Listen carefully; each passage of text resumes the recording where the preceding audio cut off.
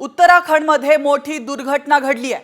बद्रीनाथमध्ये glacier कोसळलाय। या क्षणाची अतिशय महत्त्वाची आणि मोठी बातमी आपण पाहत आहोत। बद्रीनाथच्या चमोलीमध्ये ही घटना घडली आहे। तिथली ही थेट दृश्य आपण पाहतोय। हिमनग कोसळल्याने 57 लोक अडकल्याची माहिती समोर येते। 10 लोकांना बाहेर काढण्यात यश आल्याची देखील माहिती आहे। अडकलेल्या लोकांना बाहेर काढण्यासाठी शर्थीचे प्रयत्न सुरू आहेत। तर या क्षणाची महत्त्वाची ब्रेकिंग न्यूज आपण पाहतोय। उत्तराखंडची ही दृश्य आहेत।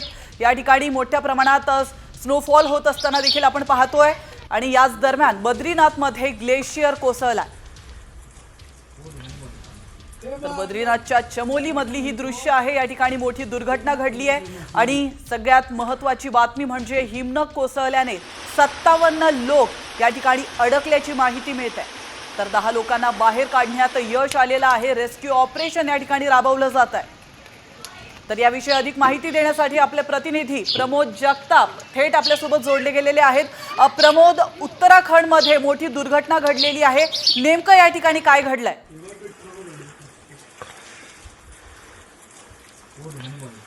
प्राची, त्या ठिकाणी जी माहिती मिळते आता सध्या बद्रीनाथमधील चमोली नावाचं जे क्षेत्र आहे त्या क्षेत्रामध्ये रस्त्याचं काम सुरू होतं आणि हे काम सुरू असताना त्या ठिकाणी अचानकपणे एक हिमनग जो आहे तो कोसळलेला आहे। त्या ठिकाणी जे कर्मचारी काम करत होते, साधारणतः जे आकडा आता सध्या समोर येतोय प्राची, त्यानुसार 57 मजूर जे आहेत ते त्या ठिकाणी काम करत होते आणि ते सगळे मजूर जे आहेत त्या हिमनगाखाली अडकल्याची देखील माहिती मिळते। त्यातल्या आतापर्यंत साधारणतः 16 लोकांना बाहेर काढण्यामध्ये यश आलेलं आहे, पण बाकीचे मजूर जे आहेत ते अद्यापपर्यंत अडकल्याची माहिती मिळत आहे।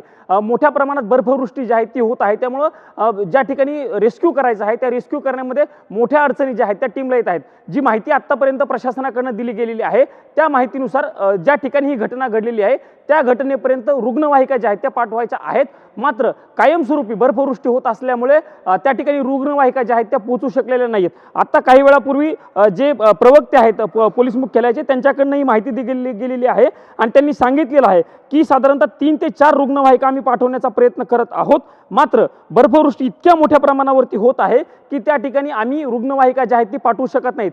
SDRF असेल, NDRF असेल याची देखील पथकं त्या ठिकाणी पोहोचवण्याचं काम सुरू आहे, मात्र बर्फवृष्टीमुळे या सगळ्यामध्ये खूप मोठ्या अडचणी ज्या आहेत त्या येत असल्याचं बघायला मिळते। साधारणतः 16 कामगारांना आतापर्यंत बाहेर काढण्यामध्ये यश आलेलं आहे।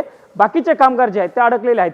प्रशासनाकडून त्यांच्याशी संपर्क साधण्याचे प्रयत्न जे आहेत ते सुरू आहेत आणि लवकरात लवकर त्यांना बाहेर काढण्यासाठी जे प्रयत्न केले जातील ते प्रयत्न जे आहेत NDRF असेल की SDRF असेल यांच्याकडनं केलं जात आहेत।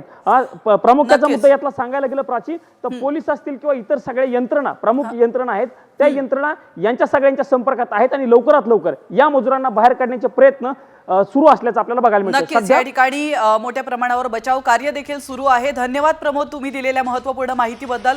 बद्रीनाथ मधली ही दृश्य आपण पाहतोय। या ठिकाणी ग्लेशियर कोसळलेला आहे, स्नोफॉल या ठिकाणी होतोय, त्यामुळे बचाव कार्यामध्ये अडचणी येत असल्याचं देखील समोर येत आहे।